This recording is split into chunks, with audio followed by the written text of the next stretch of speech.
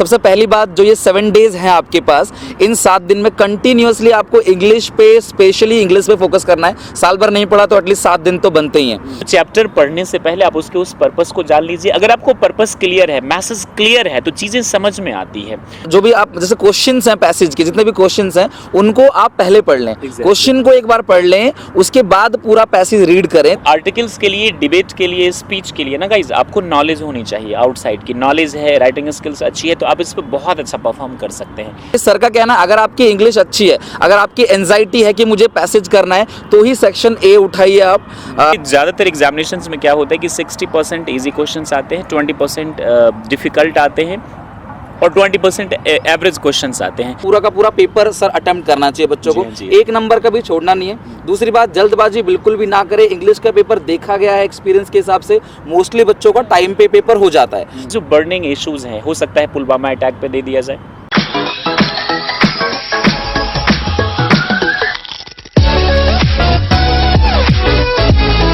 Hello dear friends, कैसे हैं आप सब लोग। स्वागत है आपका हमारे इस यूट्यूब चैनल पर।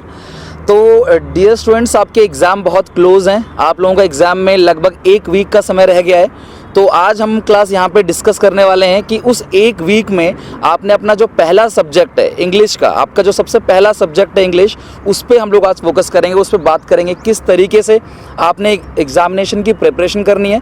जनरली देखा ये गया है स्टूडेंट्स में कि जो इंग्लिश सब्जेक्ट है वो स्टूडेंट्स साल में बहुत कम उठाते हैं, और अक्सर जब भी स्कूल का आपका सेमी एनुअल होता है क्लास या क्वार्टरली एग्जामिनेशन होते हैं, उसमें आप लोग इंग्लिश के सब्जेक्ट को उठाते हो। लेकिन आप ये भूल जाते हो कि जो इंग्लिश का सब्जेक्ट है वो भी इक्वल मार्क्स वेटेज रखता है, यानी कि वो भी 100 नंबर का ही पेपर आता है और इसमें कोई प्रैक्टिकल भी नहीं है। तो ये 3 घंटे का पेपर आपने कैसे अटेम्प्ट करना है, आज इसी के बारे में बात करेंगे। यहाँ पे क्लास आपका पहला पेपर इंग्लिश का है, तो जो भी कॉमर्स के स्टूडेंट्स हैं, जो भी साइंस के स्टूडेंट्स हैं, बेसिकली क्लास 12th के, इससे क्लास 10th के बच्चों को भी हेल्प मिलेगी। तो पूरा का पूरा वीडियो आप एंड तक देखिएगा बेटर अंडरस्टैंडिंग के लिए, और मैं आपको वो सारी बातें बताऊंगा जिससे क्लास विदिन 7 डेज और 5 डेज में आप अपना सब्जेक्ट पूरा प्रिपेयर कर सकते हो फ्रॉम बिगिनिंग टू एंड। तो मेरे साथ क्लास आज हैं प्रकाश सिंह आज़ाद सर, इनका वेलकम करते हैं यहाँ पे। Hello sir. आज आपको बताना है बच्चों को किस तरीके से, क्योंकि आप इंग्लिश के टीचर भी हैं, आप मोटिवेटर करे काउंसलिंग भी करते हैं, तो आपको काफ़ी ज़्यादा नॉलेज है इस फील्ड में। तो आप ज़रा हमें बताएंगे कि किस तरीके से हम लोग बच्चों की प्रिपरेशन कराएंगे इंग्लिश में, और इंग्लिश में किस तरीके से बच्चों को बोलना, मतलब कि लिखना होता है एग्जामिनेशन में, ताकि वो बहुत अच्छा स्कोर कर सकें। थोड़ा सा आप सर आइडिया देंगे इस बारे में। Thank you very much sir. देखिए, इंग्लिश में अच्छे मार्क्स लाने के लिए मैं कहना चाहूँगा कि एक रणनीति के तहत आप इसको कर सकते हैं। आप सबसे पहले कुछ चैप्टर्स हैं, मैं अगर कोर इंग्लिश की बात करूँ तो 3 से 4 चैप्टर्स जो हैं वो डिलीटेड हैं, तो उन्हें तो बिल्कुल आप हटा दें। उसके बाद आप ये देख लें कि कितने मार्क्स के किस तरीके के क्वेश्चंस एग्जामिनेशन में आते हैं, और आपकी राइटिंग स्किल्स में खास तौर से कहना चाहूँगा थोड़ी सी इम्प्रूव होनी चाहिए। हाँ सर, इंग्लिश के लिए राइटिंग स्किल्स जी हाँ जी। और जो एनसीईआरटी की जो बुक्स है आप उसे ही पढ़ें, वो सबसे बेहतर होता है। किसी भी एनसीईआरटी की बुक्स, सर का कहना है कि एनसीईआरटी की जो बुक्स हैं वो बहुत बेहतर है। तो एनसीईआरटी की बुक से अगर आप बिफोर एग्जाम प्रिपरेशन करके जाते हैं तो बेस्ट है। क्वेश्चन बहुत हद तक चांस है कि एनसीईआरटी की बुक से ही फंस जाएं, है ना सर? करेक्ट। एनसीईआरटी बुक्स और वो गोल्डन। तो मैं कहना ये चाह रहा था आपसे कि आपकी राइटिंग स्किल्स जो है वो थोड़ी अच्छी होनी चाहिए। नहीं है तो उसे अब तो आप अच्छी कर नहीं सकते एग्जामिनेशन के टाइम में, समय बचा बिल्कुल। अगर आपने शुरू से शुरू किया है तो राइटिंग स्किल्स अच्छी होनी चाहिए, नहीं तो इस कम समय में आप एक काम कीजिए। आप देखिए, ज़्यादातर एग्जामिनेशंस में क्या होता है कि 60% इजी क्वेश्चंस आते हैं, 20% डिफ़िकल्ट आते हैं और 20% एवरेज क्वेश्चंस आते हैं। अब जैसे कि मैं बात करूं, इंग्लिश में 3 सेक्शंस होते हैं, सेक्शन ए, सेक्शन बी और सेक्शन सी होता है आपका। सेक्शन ए में 2 पैसेज होता है, 12-10 का, और 8 मार्क्स का नोट मेकिंग होता है। तो ये आप तभी कर सकते हैं जब आपकी इंग्लिश की अंडरस्टैंडिंग अच्छी है। अगर आपकी इंग्लिश की अंडरस्टैंडिंग अच्छी नहीं है, काफ़ी वीक है, तो आप इसे करना मुश्किल होता है, असंभव नहीं। तो आप सबसे अच्छा इस वक्त कर सकते हैं 10 ईयर्स के क्वेश्चन पेपर को आप पिक कीजिए, और ये जो सेक्शन ए का 30 मार्क्स का जो आता है, 12 मार्क्स का आपका एक पैसेज आता है जिसमें ऑप्शनल क्वेश्चंस होते हैं, सिनोनिम्स टाइप का आपका होता है, कुछ लिखने भी होते हैं 1 लाइन के ऑब्जेक्टिव टाइप, और एक फिर 10 मार्क्स का आता है, और नोट मेकिंग 8 मार्क्स का आता है। तो 10 ईयर के क्वेश्चन पेपर्स में बैक ईयर्स के, उससे आप क्या कीजिए, 1 बाई 1 देख के बड़े ध्यान से प्रिपेयर कर लीजिए, तो काफ़ी हद तक आपको आइडिया हो जाएगा। ये तो सेक्शन ए की बात हुई। बी में आपके क्या होते हैं कि राइटिंग स्किल्स आते हैं। राइटिंग स्किल्स का एक प्रॉपर फॉर्मेट होता है, जो हमारा चैनल है मार्केट डॉक्टर, वहाँ भी कुछ बताए जा चुके हैं इंग्लिश से रिलेटेड, लाइक सिलेबस कैसे आता है।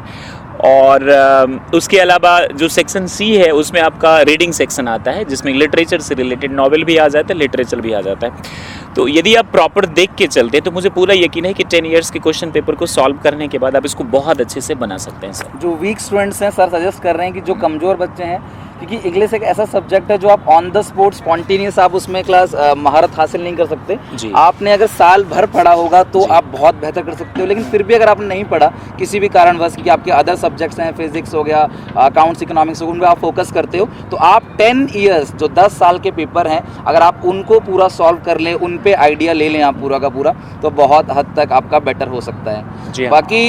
बाकी सर, और जो कमज़ोर बच्चे हैं जो विद इन 7 डेज, उनको क्या क्या कर लेना चाहिए ताकि एटलीस्ट उनके स्कोर 50-60 तक कम से कम पहुंच जाएं? बिल्कुल सही कहा आपने। देखिए सेक्शन बी के लिए बहुत सारे यूट्यूबर्स भी हैं, अच्छे टीचर्स, उनके वीडियोस को आप देख सकते हैं। सेक्शन बी जो आपका राइटिंग स्किल्स आता है सर, अब जैसे कि लेटर राइटिंग है, अब लेटर राइटिंग में आपको पूरा अंदर डीप तक नहीं जाना है। एक नॉर्मल फॉर्मेट होता है, देखिए फॉर्मल लेटर होता है, इनफॉर्मल होता है। अब फॉर्मेट में सबसे पहले क्या होता है फॉर्मल लेटर में, कि सबसे पहले सेंडर एड्रेस होता है, फिर आपका उसके बाद क्या होता है, सेंडर एड्रेस के बाद आप पोजीशन देते हैं, उससे पहले बीच में डेट देते हैं या रेफरेंस नंबर देते हैं। पोजीशन के बाद आप क्या देते हैं, सब्जेक्ट आप मेंशन करते हैं। और पहले क्या था, सब्जेक्ट ऊपर था और सैल्यूटेशन नीचे हुआ करता था, अभी सैल्यूटेशन ऊपर जा चुका है और सब्जेक्ट नीचे है। उसके बाद आप बॉडी ऑफ लेटर करते हैं। बॉडी ऑफ लेटर में क्या होता है, सिंपली कि जो फॉर्मल लेटर्स होते हैं उसमें आपको क्या लिखना है, this is to inform you, please be inform, या माय नेम इज दिस, जो भी आपके क्वेश्चन पेपर में नेम आते हैं वही दीजिए। और अगर आपका नेम नहीं आता है लेटर में, आर्टिकल्स में, तो आप सिंपली लिख दीजिएगा XYZ और एड्रेस एग्जामिनेशन हॉल का आप दे दीजिएगा, ये चीज़ ध्यान रखिएगा। एडिटोरियल लेटर में भी मैं आपको कहना चाहूँगा, बार बार आता है जैसे कि द लीडिंग न्यूज़पेपर, तो कोई भी जो न्यूज़पेपर है जैसे कि द हिंदू है, इंडियन एक्सप्रेस है, जो भी है उस न्यूज़पेपर का नाम ऊपर में द एडिटर, और कोई भी न्यूज़पेपर का नाम अपने मन से लिख दीजिए। अगर नहीं दिया गया है तो लेटर राइटिंग मुझे लगता है बहुत ईजी है। इसके फॉर्मेट्स को आप देख लीजिए, ये आप क्वेश्चन बैंक से भी देख सकते हैं, गोल्डन वाली बुक से भी आप देख सकते हैं। और इसके अलावा जैसे कि देख लीजिए नोटिस वगैरह, एडवर्टीजमेंट, इसमें आपको बहुत ज़्यादा टाइम नहीं देना है। 5 मार्क्स के ये आते हैं, या तो नोटिस आएगा या फिर एडवर्टीजमेंट आएगा। बच्चे सर अक्सर उसको बनाने में काफ़ी ज़्यादा टाइम दे देते हैं, समय डिज़ाइन करने में, फ्रेम करने में। जी हाँ, वो आपने क्लास ध्यान रखना है कि बहुत ज़्यादा टाइम नहीं देना है, जितने नंबर का पूछा गया उस हिसाब से आपको टाइम को अलॉट करना। एग्जैक्टली, ये भी तो आप देख लीजिए, वो केवल 5 मार्क्स का आता है सर। अब उसके लिए पूरा टाइम वेस्ट करना मुझे अच्छा नहीं लगता।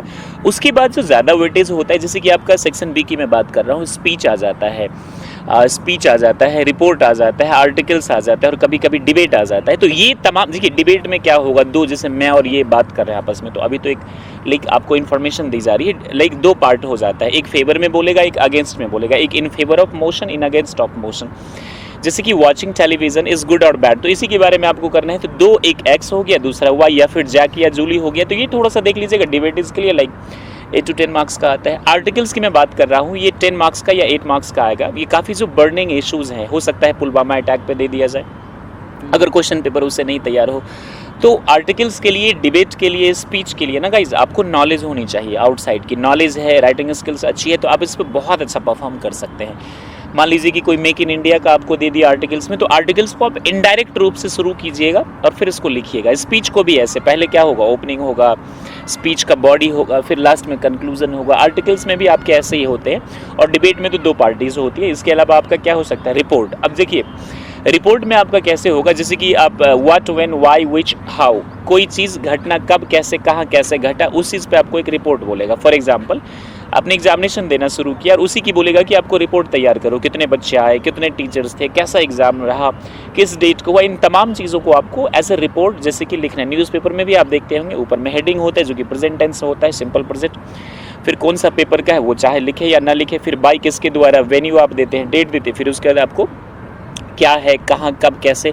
तो ये जो 4 चीज़ है राइटिंग स्किल्स में सर, जैसे कि आपका एक रिपोर्ट हो गया, दूसरा आर्टिकल हो गया, तीसरा स्पीच हो गया, चौथा डिबेट हो गया। तो ये थोड़ा डिफिकल्ट माना जाता है, बट बिल्कुल ना घबराए, प्रैक्टिस आप कर लीजिए बैक ईयर्स के। अभी तो आप पूरी नॉलेज के लिए न्यूज़पेपर पढ़ने तो आप जान ही रहे, बट आइंदा से कोशिश कीजिएगा, अगर आप हायर कॉम्पिटिटिव एग्जामिनेशंस की तैयारी करते तो उसमें ये बहुत ज़्यादा काम आएगा।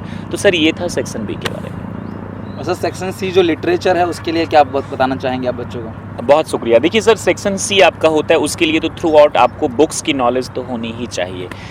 दुख की बात ये है कि बच्चे बिल्कुल इंग्लिश पर ध्यान नहीं देते हैं, काफ़ी ज़्यादा स्कूल्स और कुछ टीचर्स भी इस चीज़ को प्रमोट नहीं करते हैं। बुरा मत मानिएगा इस चीज़ को। देखिए, इंग्लिश अगर आपको आता है तो सारे सब्जेक्ट्स भी अच्छे से समझ में आएगा। इंग्लिश में तो अच्छे मार्क्स आपको आएंगे ही, और सर दूसरे सब्जेक्ट्स को भी आप बेहतर समझ सकते हैं। बिल्कुल, हर चीज़ इंग्लिश में ही है। जी तो जी। हर सब्जेक्ट का कहीं ना कहीं बेस इंग्लिश है। अगर आपका इंग्लिश अच्छा है तो आप क्वेश्चंस को समझ सकते हो, बिजनेस स्टडीज़ के क्वेश्चंस को इजीली अंडरस्टैंड कर सकते हो। अकाउंटेंसी में जो लैंग्वेज लिखी गई है वो आप बहुत बेहतर तरीके से कर सकते हो। तो हर चीज़ का बेस है, और उसी को हम लोग इग्नोर कर देते हैं और इंग्लिश सब्जेक्ट को इतना इंपॉर्टेंस नहीं देते।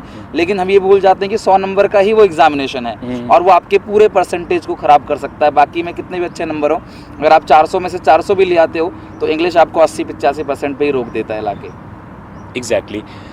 तो जो सेक्शन सी है सर, उसके लिए तो आपको नॉलेज थ्रू आउट होना चाहिए बुक्स की। शुरुआत से अगर आप पढ़ते हैं तो हर एक चीज़ को समझे, जो वर्ड्स नहीं आता उसको लिख के आप याद करें, समझने की कोशिश करें, समरी बनाए, खुद की समरी जो बुक्स वगैरह में आती है उसको इग्नोर करें, खुद की समरी आप बनाएं।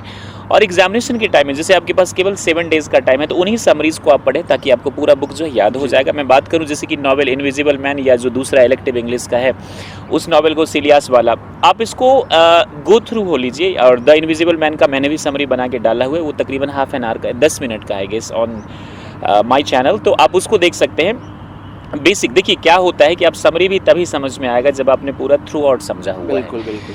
तो पहले आप नहीं, अगर आपको बिल्कुल भी इंग्लिश में कुछ आता है तो कोशिश कीजिए उसी गोल्डन बुक में लिखा हुआ है समरी पूरा लास्ट में, उसको समझ लीजिए, वर्ड्स को आप याद कर लीजिए। और कॉन्सेप्ट किसी भी चैप्टर, चाहे वो आपका अकाउंट्स हो सर, बिजनेस हो, या फिर आपका इकोनॉमिक्स हो या इंग्लिश हो, हर एक चैप्टर के, ये चैप्टर किस चीज़ को इंडिकेट कर रहा है, उसके कोर मैसेज को समझने की कोशिश कीजिए।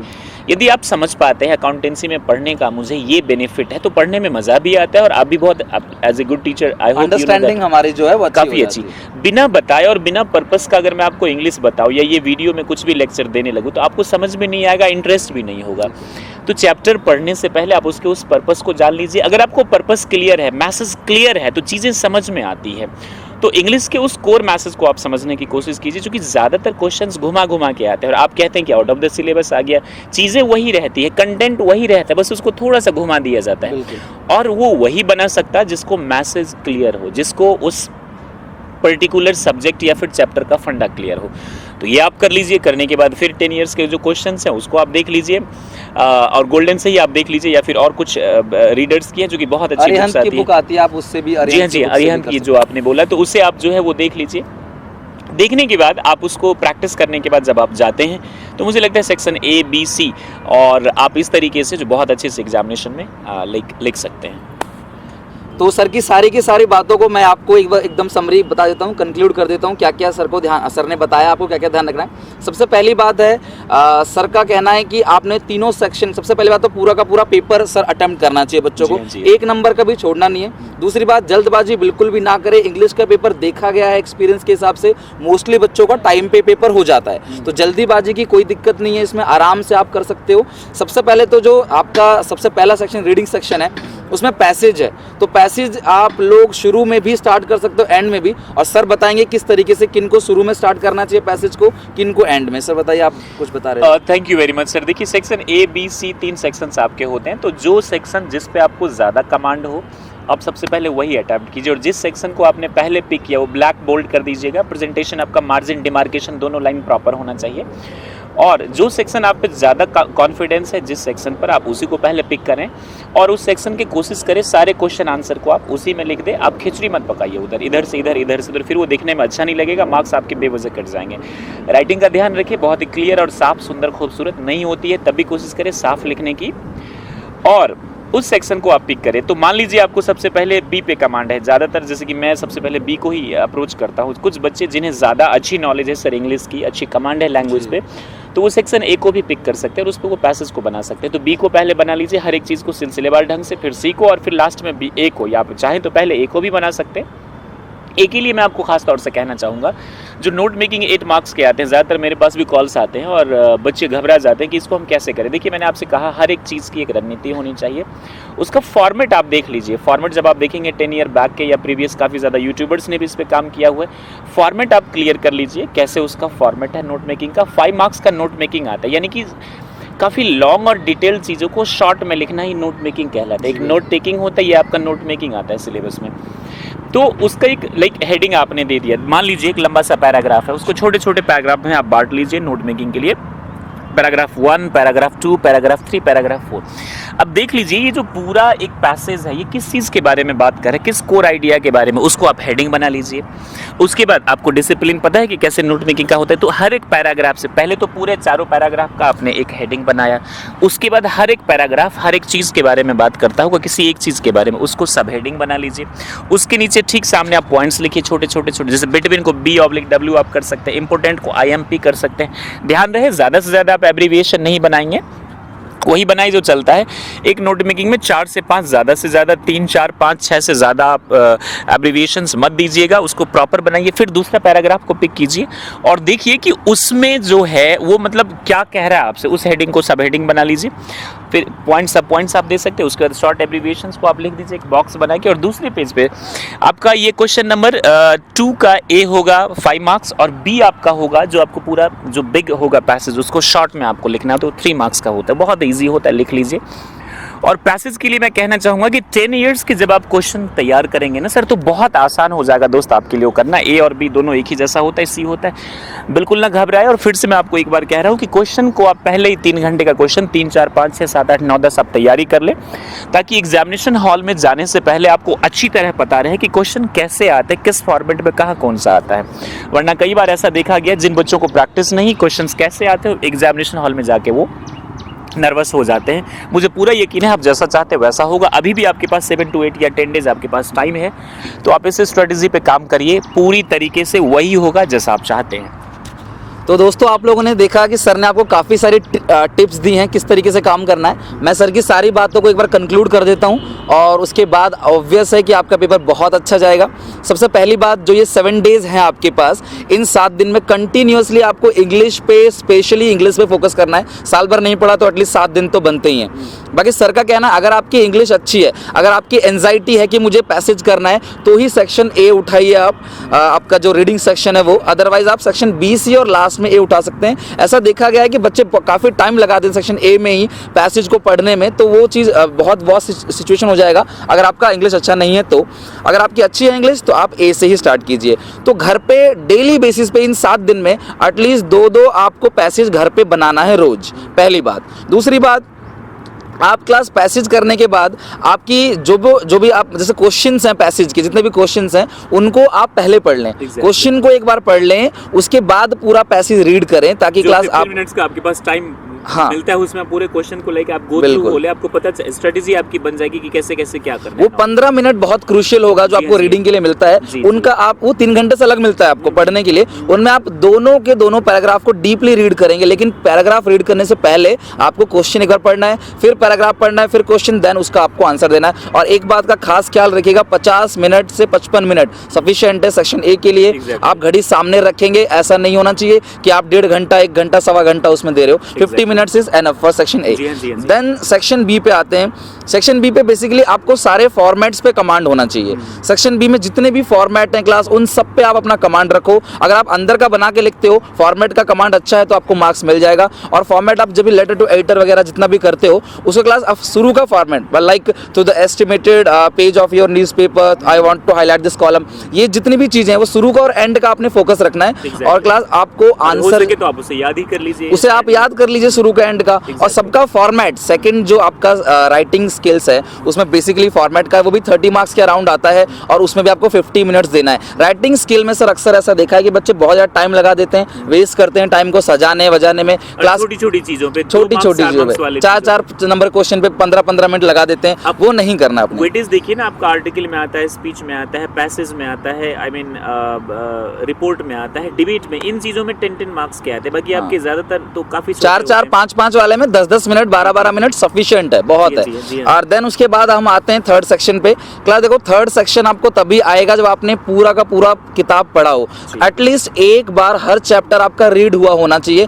टाइम अभी भी सफिशिएंट है, बच्चे इसी में टाइम वेस्ट करते हैं, क्या करना है, कैसे होगा, ये सारी चीजें वेस्ट करते हैं। प्लीज इनमें टाइम वेस्ट मत कीजिए, किताब उठाइए, चैप्टर पढ़िए, भले एक दिन में 2 चैप्टर हो, लेकिन धीरे धीरे एफिशिएंसी आपकी इंक्रीज होगी और एग्जाम तक आराम से सारा कर लोगे। अगर आपको इंग्लिश नहीं समझ में आ रहा है तो आप अरिहंत की या गोल्डन की, जैसे सर ने सजेस्ट किया, आप उस किताब से समरी पूरा पढ़ सकते हो और ट्राई करो कि हर चैप्टर का जो कोर मैसेज है, जैसे सर ने फोकस किया कि चैप्टर क्या बताना चाह रहा है। पोएम है, पोइट है, उनके नाम जरूर आप याद करना। पोइट पोएम के नेम वो आपको आता ही आता है, 1 मार्क का एटलीस्ट आएगा। पोएम से क्वेश्चन आएगा, वो आप अच्छे से कर सकते हैं। आराम से आप करेंगे तो आराम से कंप्लीट हो जाएगा। बाकी आपने लास्ट में एक बात मैं और बता रहा हूँ, प्रेजेंटेशन के लिए इंग्लिश और बिजनेस, ये 2 ऐसे सब्जेक्ट हैं जहाँ प्रेजेंटेशन रियली मैटर करता है। हालांकि हर सब्जेक्ट मैटर करता है, लेकिन इन सब्जेक्ट में इंग्लिश थोड़ा सा ज़्यादा मैटर करता है प्रेजेंटेशन के लिए। तो आपका जो प्रेजेंटेशन है डिसेंट प्रेजेंटेशन हो जाए। लोग कहते हैं सर राइटिंग अच्छी नहीं है। क्लास राइटिंग को प्रेजेंटेशन नहीं कहते हैं। आप नीट एंड क्लीन लिखोगे, आपका आंसर होगा स्पेशियस, आप ब्लैक से प्रॉपर आप लिखोगे मार्जिन देके। और बाकी बहुत बच्चे बहुत ज़्यादा मार्जिन ले लेते हैं आंसर्स को लेंदी करने के लिए। टीचर्स हैं, उनको इतनी बातें समझ में आ जाती हैं। और आपने जो प्रेजेंटेशन देना है, ब्लैक से आप बोल्ड लाइन लिख सकते हो, हेडिंग्स पॉइंट्स बना सकते हो, पेंसिल से इंपॉर्टेंट पॉइंट्स को अंडरलाइनिंग कर सकते हो। बाकी ब्लू से आप जितना भी लिखोगे इतना डिसेंट, इतना अच्छा होना चाहिए कि एग्जाम में कॉपी चेक कर रहे हैं मजा आए और वो नंबर काटने में उसको तकलीफ हो। अगर आप इतना करेंगे क्लास, आई होप कि बहुत अच्छा स्टडी कर सकते हैं। और आपको पेपर छोड़ के नहीं आना। काफ़ी बच्चे ऐसी स्ट्रेटेजी अपनाते हैं कि जैसे पैसेज वाले में सर कोई पॉइंट मिल गया तो वो पैसेज में उसी हेडिंग को ढूंढते हैं और वहाँ से वहाँ फिर उसको लाइन कर लेते हैं, उतना आंसर लिख देते हैं। क्लास ऐसा ना करें, जो एक्यूरेट है, जो एग्जैक्ट है वो जरूर करें। और पेपर आपने बिल्कुल भी छोड़ के नहीं आना है। हमारे और सर की तरफ से आप लोगों को all the best, stay happy and be the best. But बाकी कोई दिक्कत परेशानी कैसी भी हो आप कमेंट सेक्शन में हमें बता सकते हैं। हमारे साथ जुड़े रहने के लिए हमारे चैनल से आपका बहुत बहुत धन्यवाद।